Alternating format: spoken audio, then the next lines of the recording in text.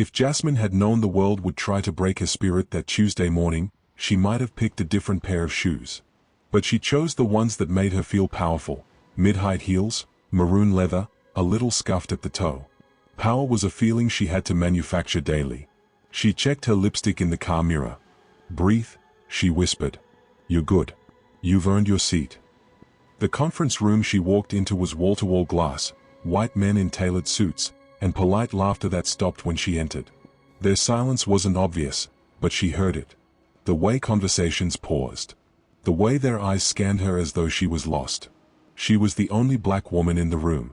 And not just any room, it was a high-level government policy briefing, where consultants from different firms came to present strategy for a citywide redevelopment plan.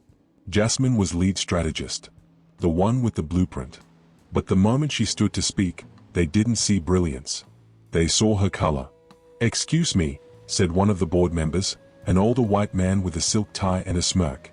"Before we begin, could you fetch me a coffee? 2 creams, no sugar." Jasmine blinked. "I'm presenting today, sir. Not catering." The room laughed. Not all at once, but enough. Some chuckled. Some exchanged looks. One man even said under his breath, "Feisty." She stood straighter. "I wasn't joking," she said. "And I suggest we move on. I only have 15 minutes. The smirks disappeared, but not the disrespect. They weren't laughing with her. They were laughing at her. At the idea that a young black woman could possibly stand at the center of a room they believed they owned. She gave the presentation anyway. Her hands trembled at first, but she didn't let them see. Her voice, calm. Her facts, flawless. She outlined a strategy that not only saved the city $3.2 million, but also redirected a portion of the budget to underserved black communities that had been ignored in past development cycles. She mentioned it deliberately, boldly. It wasn't a side note.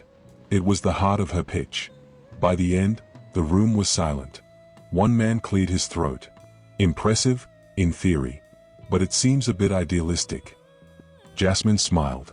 "Sir, I'm not here to present theory. I'm here because your current plan bleeds money and overlooks lives. If you can show me a better solution, I'll step down. But I've done the math. And the history." No one laughed this time. 2 days later, her name was trending on Twitter. A clip from the meeting had been accidentally leaked, specifically the part where she was asked to get coffee. Someone had recorded it, maybe to humiliate her.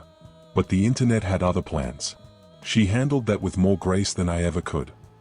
Black women face this every day. Jasmine is all of us. She didn't flinch. She educated them while standing in fire. Within hours, media outlets picked it up. Black female consultant shuts down public insult with power and poise. Her inbox flooded. Speaking invitations. Interview requests. Notes from other black women saying, "Thank you for standing up. You reminded me not to shrink." But not all responses were kind. She received hate mail. Accusations of playing the race card. Emails that started with "you people." Still, she stood tall.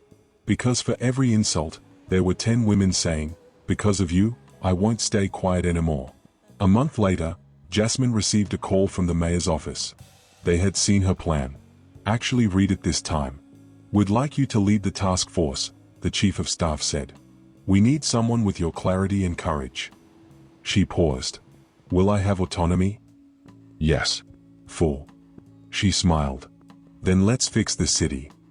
By year's end, the very same men who laughed at her now deferred to her in every meeting. She didn't need revenge. She needed results. And she got them. One morning, after speaking at a local university, Jasmine stepped off stage to quiet applause. A young black girl in the front row waited until the crowd thinned out. She approached slowly, eyes wide. "Miss Jasmine? I want to do what you do. But, what if I'm not strong enough?" Jasmine knelt to meet her gaze. "You are," she said softly. "You already are. Even when you don't feel it. Especially then." The girl's eyes welled with tears. Jasmine hugged her gently. "Let them laugh," she whispered. "One day, they'll have to listen." Jasmine never forgot that Tuesday. Not because it broke her, but because it revealed her. She learned that respect isn't always given. but dignity can never be taken. Silence is sometimes survival, but voice is liberation. Being underestimated is painful, but it's also powerful, because it means they'll never see you coming. Black women don't need to become less to be accepted. The world needs to expand its idea of who belongs at the table. Grace under fire is not weakness, it is the strongest form of defiance. And now, wherever she goes, she leads with her head high, her voice steady, and her heels clicking against marble floors that once dared to laugh. Because Jasmine didn't just survive the moment. She transformed it. Respect is not always given freely, but self-worth cannot be dictated by ignorance. Grace under pressure is a radical act of strength, especially for black women who must constantly prove their value in rooms built to doubt them. Laughter may try to diminish you, but purpose turns humiliation into power. When you stand firm in who you are, even in the face of disrespect, the world eventually has to take notice, and when it does, you rise not just for yourself, but for everyone who has ever been silenced. If you enjoy this story, please like, comment and subscribe. Until next time, stay curious, who knows what story we will uncover next.